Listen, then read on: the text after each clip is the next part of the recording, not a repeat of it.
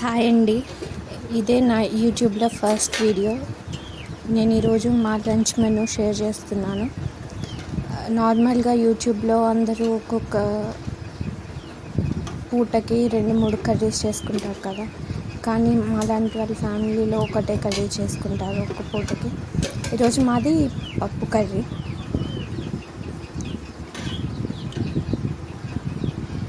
చాలా రోజుల తర్వాత పప్పు తిన్నాను, ఎందుకంటే ఇంట్లో అందరికీ ఫీవర్స్ వచ్చాయి.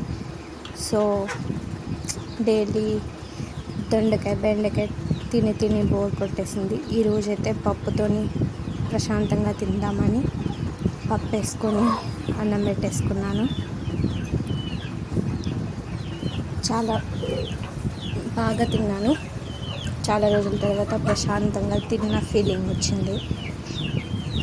ఈ వీడియో చూసినందుకు thank you so much. Please like, share, subscribe.